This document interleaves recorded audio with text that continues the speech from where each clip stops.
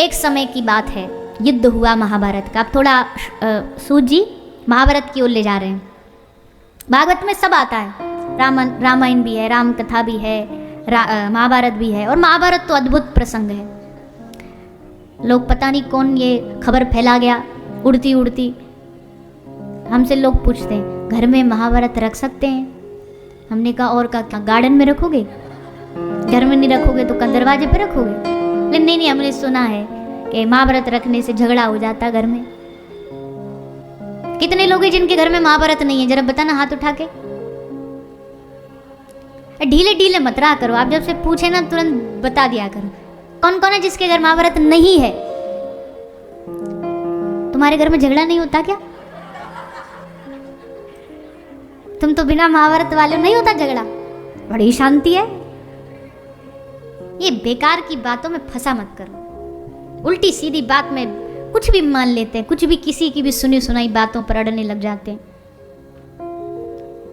महाभारत घर में रखने से भगवान की कृपा मिलती है, पढ़ने से कृपा मिलती है। कौन कहता महाभारत से झगड़ा? महाभारत समर्पण सिखाती है।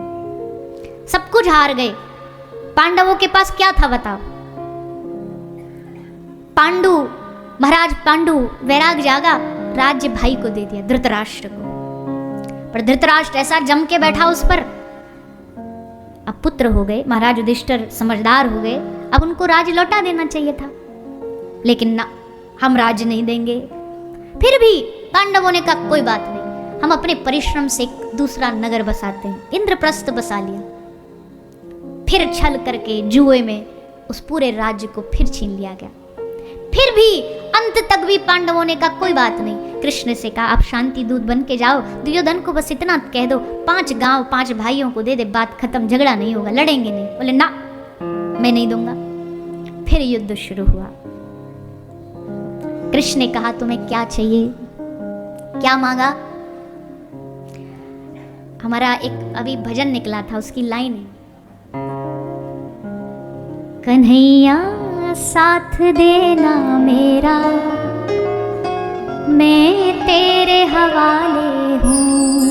कन्हैया साथ देना मेरा, मैं तेरे हवाले हूँ। जरा सा ध्यान रखना मेरा, मैं तेरे हवाले हूँ। जरा सा ध्यान रखना मेरा, मैं तेरे हवाले हूँ। देख ली मैंने दुनियादारी, ये दुख की बस है बीमारी। आस तुम्ही से है अब माधव, छोड़ शरण में आई तिहारी। तूने लाखों को है तारा, मुझे तेरा ही सहारा। तूने लाखों को है तारा, मुझे तेरा ही सहारा। तूने लाखों को है तारा, मुझे तेरा ही सहारा। तूने लाखों को है तारा, मुझे तेरा ही सहारा। मुझे तेरा ही सहारा। कन्हैया साथ देना मेरा, मैं तेरे हवाले हूँ। कन्हैया साथ देना मेरा, मैं तेरे हवाले हूँ। जरा सा ध्यान रखना मेरा, मैं तेरे हवाले हूँ। जरा सा ध्यान रखना मेरा, मैं तेरे हवाले हूँ। रोक नहीं पाऊंगी आंसू, कब तक सारी रैन में जाऊं। आस तुम्ही से है अब मोहन, और मैं तुमसे क्या ही मांगूं। तेरी दासी मैं बनूंगी, तेरी सेवा में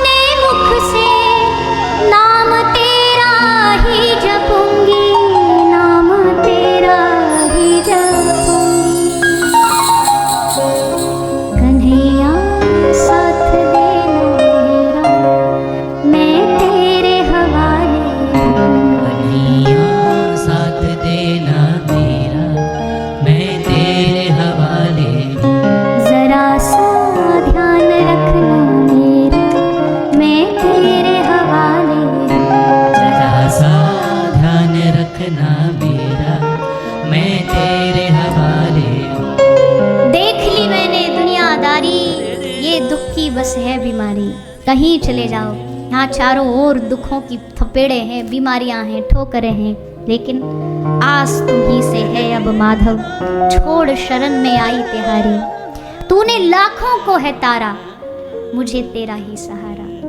आप साथ हो तो फिर किसी के साथ की जरूरत नहीं, आवश्यकता नहीं।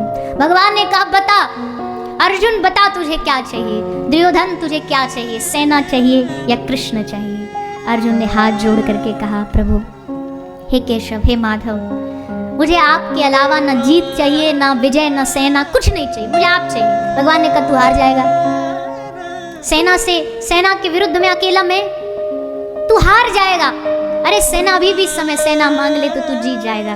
तो अर्जुन ने कहा हंस करके प्रभु आपको न पाके अगर मैं जीत गया तो उस जीत में भी हार है, और आप मिल गए तो मेरी वो हार भी जीत है। मुझे कोई फर्क नहीं पड़ता मैं हारूं या जीतूं, तुम संग खड़े हो ना, बस और क्या चाहिए। अक्षौणी सेना हार गई पर अर्जुन नहीं हारा, पांडव नहीं हारे। अजी और तो और जो इनकी दुर्योधन के पक्ष में भी खड़े थे ना, पितामह भीष्म, जानते हो क्या बोलते हैं जब कृष्ण मिलने आए उनसे अंत में? प्रभु आपने कहा था अर्जुन को गीता सुनाते समय, अर्जुन मुझे सुन और युद्ध कर, तेरा कल्याण हो जाएगा। तो प्रभु पता है मैंने क्या सोचा, अर्जुन से तुमने कहा कि मुझे सुन और युद्ध कर, तेरा कल्याण होगा। मैंने सोचा मैं अर्जुन सुनेगा और युद्ध करेगा, मैं तुम्हें देखूंगा और युद्ध करूंगा, इसलिए मैंने विपक्ष चुन लिया। मैं विपक्ष में खड़ा हो गया क्योंकि ऑपोजिशन पार्टी सामने थी ना। मैं आपका दर्शन करते करते युद्ध कर रहा था, आपको देखने के लिए मैंने विपक्ष चुना। और फिर जब मैं बाण छोड़ता था ना, हर बाण के साथ एक आशीर्वाद निकलता था, पांडुपुत्र जीत जाए। बाण उन पर ही छोड़ता था पर मन में ये निकलता था पांडुपुत्र जीत जाए। द्रोणाचार्य ये क्या मांगते थे? पांडव जीते। विरोधी भी तुम्हारे साथी बन जाएंगे अगर ठाकुर जी साथ देते तो। और कन्हैया से ज्यादा साथ देने वाला कौन? भैया युद्ध खत्म हो गया, 99 पांडव मारे गए, अकेला दुर्योधन ने क्या किया? जल में जाके छुप गया। कला विद्या उस समय होती थी, जल में जाके गुप्त स्थान बना लिया। अब जब तक दुर्योधन मृत साबित नहीं हो सकता तब तक युधिष्ठिर महाराज गद्दी पर नहीं बैठ सकते, ये अधर्म है। पहले ढूंढो उसे। भगवान ने जैसे तैसे ये काम भीम को सौंपा। भीम ने जाकर के दुर्योधन को जल में ढूंढ लिया। अब जल में ढूंढा, अब भगवान ने कहा भीम से कि तू युद्ध कर, क्योंकि तेरी इच्छा थी, तेरी प्रतिज्ञा थी कि मैं इसकी जंघा तोड़ूंगा। आज वो पूरा होने वाला है। उसी समय दाऊ दादा आ गए, बलराम जी। अच्छा, भगवान की चतुरता देखो आप, बड़े चतुर हैं। जानते हैं इस महाभारत के युद्ध में एक ही आदमी है जो मेरे रुकावट बन सकता है, वो थे बलराम जी। अर्जुन भगवान का पक्का चेला है, तो दुर्योधन किसका चेला था? बलराम जी का। ठाकुर जी कह रहे हम भक्त वत्सल हैं। अर्जुन हमसे कहीं हम पिघल जाएंगे किसी भी बात पे, ये हमारे बड़े भाई, ये भी हमसे बड़े भक्त वत्सल हैं। अगर दुर्योधन आके इनके चरणों में गिर गया ना तो पूरा महाभारत का इतिहास पलट देंगे।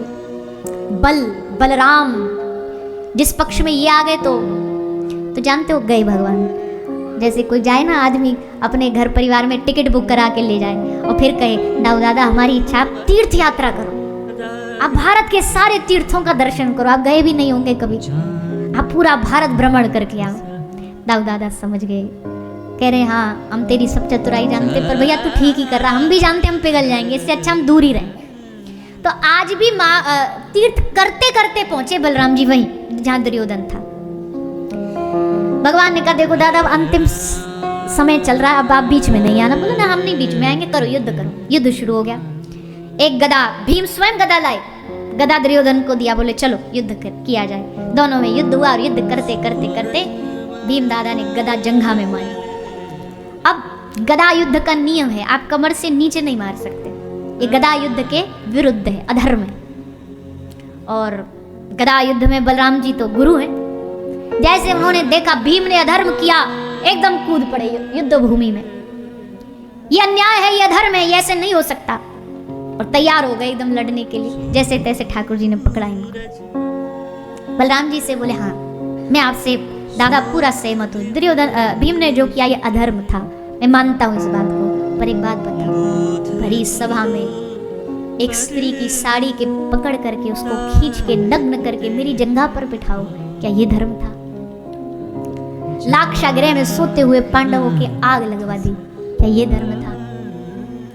आपका और मेरा, हमारा प्रिय भांजा, हमारा अपना सुभद्रा पुत्र अभिमन्यु, इन्होंने मिल करके धर्म विरुद्ध रणनीति बना करके उस निहत्थे बालक को मार दिया, क्या वो धर्म था? अगर तब इन्होंने इतना धर्म किया तो आज धर्म की दुहाई क्यों? ऐसे आतताई, ऐसे अत्याचारी को क्या धर्म से मारना चाहिए? भैया एक बात कहें, ठाकुर जी जब अपने भक्त के वकील बनते हैं ना, तो इनसे बड़ा कोई दलील नहीं दे सकता। हारने नहीं देते वकालत में, ऐसे ऐसे दलीलें पेश करते हैं कि सामने वाला हथियार छोड़ दे। अपने भक्त के लिए ऐसी ऐसी दलीलें दे देते। दुर्योधन ने जितने अधर्म किया सब गिनवा दिए, तुरंत बलराम जी पीछे हट गए। हाँ, ऐसे का तो मरना ही बेहतर है। भीम ने लिया गदा और दुर्योधन की जान तोड़ दी। अब पांडव वंश में कोई नहीं, निहत्ता दुर्योधन है, अश्वत्थामा है, कृतवर्मा है। फिर महाराज घटना कुछ यूं घटी, आया अश्वत्थामा बालकों को मार कर ले गया, 5 बालकों को, सोते हुए बालकों को। अर्जुन श्री कृष्ण को सारथी बना के अश्वत्थामा को पकड़ के भरी सभा में लाए। बता द्रौपदी, मारे तो कैसे मारे? मारे या छोड़े ये क्वेश्चन तो था ही नहीं, प्रश्न ये था कैसे मारना है बता। तू जो निर्णय करेगी वैसे मारेंगे। पर धन्य है देवी द्रौपदी, मुच्यतामेष ब्राह्मणो नितराम गुरु। द्रौपदी कहती है ना ना ना, इसको मारना नहीं, ये ब्राह्मण है, ब्रह्म हत्या नहीं करनी, ये गुरु पुत्र है, गुरु अपराध नहीं करना है, इसलिए मुच्यता छोड़ दो, इसे मत मारो। समझने का ये कोई न्याय है? अपराधी को छोड़ देना कहाँ का न्याय है? कुछ तो दंड देना पड़ेगा। कृष्ण की ओर अर्जुन ने देखा, प्रभु क्या करूं, कुछ समझ नहीं आ रहा। भगवान ने कहा एक ब्राह्मण को कभी मारना नहीं चाहिए। जो इस पक्ष के लोग थे खुश हो गए, भगवान ने हमारी साइड ले ली। अगली लाइन में बोले एक बालक के हत्यारे को कभी छोड़ना नहीं चाहिए, इसलिए अर्जुन इसे मार भी दो और छोड़ भी दो। अर्जुन बोला वाह, ऐसा न्याय तो हमने आज तक नहीं सुना, ये कैसा न्याय है? बोले हाँ यही न्याय है। भगवान ने सांकेतिक रूप में अर्जुन को बताया कि हे पार्थ, एक ब्राह्मण का अपमान ही उसकी मृत्यु बराबर है, एक ब्राह्मण का अपमान कर देना ही उसकी हत्या है। इसलिए अश्वत्थामा के मस्तिष्क की मणि निकाल ली गई, उसकी शिखा को काट दिया गया, क्योंकि ब्राह्मण की पहचान उसकी शिखा होती है, चोटी होती है, उसको काट दिया गया। भैया इतिहास गवाह है, ब्राह्मण अपने प्राण दे देते थे पर अपना जनेऊ नहीं जलने देते थे, अपना वेशभूषा नहीं जलने देते थे। तो इसका मतलब यह है कि जो जिस भी परंपरा को निर्वहन करता है, चाहे वो जाति हो, चाहे संप्रदाय हो, या अपना धर्म है हमारा, उसको कभी भी किसी की खातिर बलिदान नहीं करना चाहिए, अपनी पहचान का बलिदान नहीं करना चाहिए। ये बात सब पे लागू होती है। हम भले पाश्चात्य संस्कृति को बड़े जोरों शोरों से फॉलो करते हैं, एक बार किसी ने पाश्चात्य यानी वेस्टर्न कल्चर में हमें कोई बात बता दी तो हम एकदम लग जाते हैं अंधों की तरह।